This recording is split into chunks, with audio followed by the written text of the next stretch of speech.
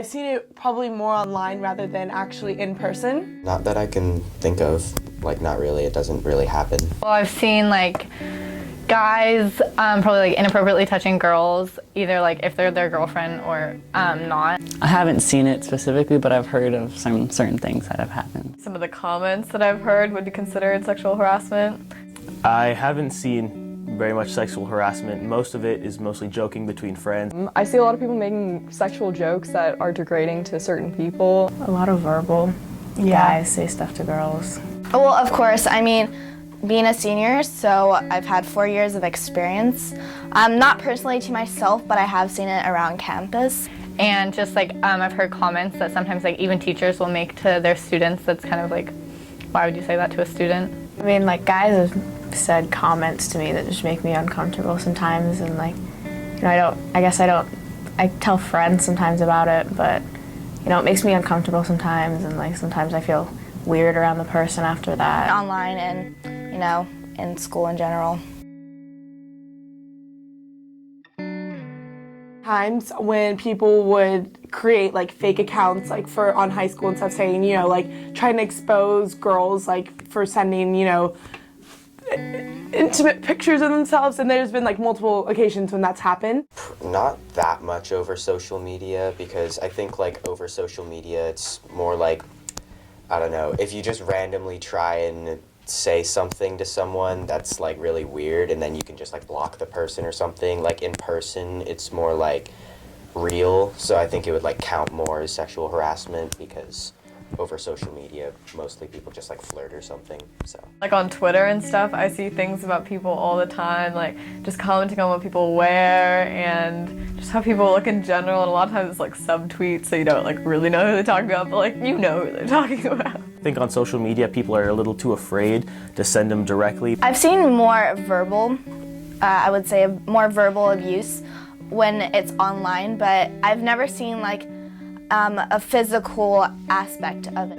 There's specific types on social media and then other ones that you see like at school. It's more of a serious thing because people are anonymous and they're hiding behind their screens. People would rather text something than say something to someone's face.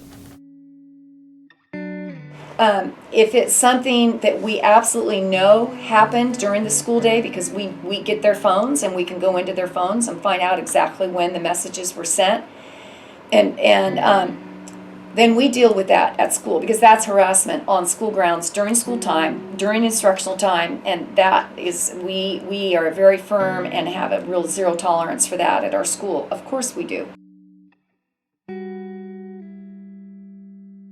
it's like iffy with sexual harassment, because that can be sort of like embarrassing to go to people about. I'd probably go to Miss Howard or maybe Officer Thompson, because I feel like they would know what to do. Me personally, I'd probably tell my friends first, and then from that point, I have a good group of friends, so they would probably tell me, go talk to your teacher. Maybe the counselor or a teacher that I feel comfortable with. I would probably talk to my parents about it and then go to a counselor or advisor and report what's going on. If anything that someone does to you, whether a girl, a boy, adult, student, makes you uncomfortable in any type of way, you need to tell an adult. Probably if it was like an adult that I trusted and I knew really well.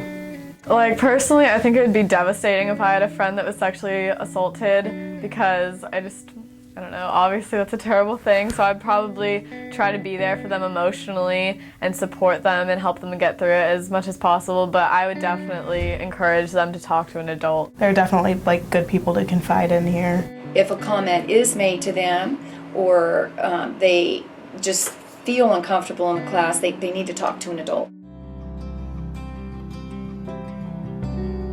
Especially in high school, I think it should play like a way, or it should be taught a lot more. I don't know, I don't think I need to be taught that much. I think we just need to raise awareness. I don't feel like it's that big of a deal.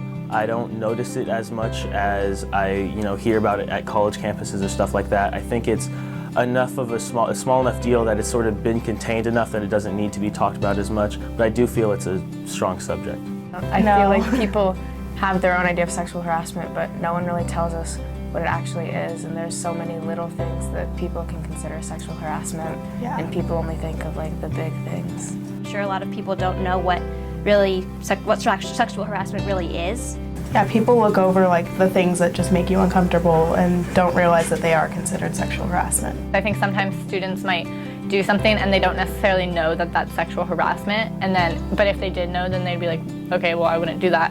I think it should be taught just to make sure that everyone feels in a safe environment. No, I definitely think they could talk more about it and inform the different classes on what sexual harassment means and how to prevent it and what's the right procedures to go through if you do see or go through sexual harassment.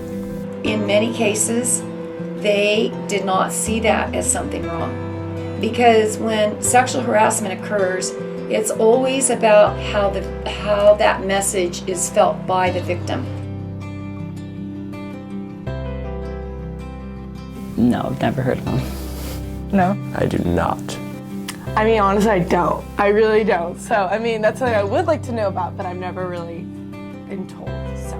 No, I do not. I honestly don't even know the rules or the guidelines that there are. I don't know. But I don't really know how they would go about they saw something online, they bring the students in, they talked about it, have an agreement with the person or a contract, but I'm not really sure. I would think that people should be informed on the procedures. If it's something that happened over the weekend or at 1 o'clock in the morning, 2 o'clock in the morning, which a lot of times is when a lot of that goes on, we'll refer the families to Eric to see if the families want to press charges through the police department. So school deals with issues that are related to school. It's entirely possible that something happened outside of school and then later infects the campus life.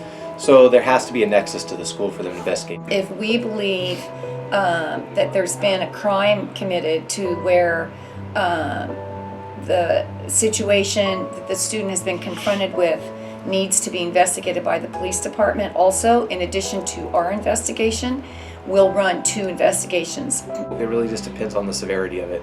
So if it reaches the criminal level, then there's a multitude of things that we have to do and then other things that we can offer.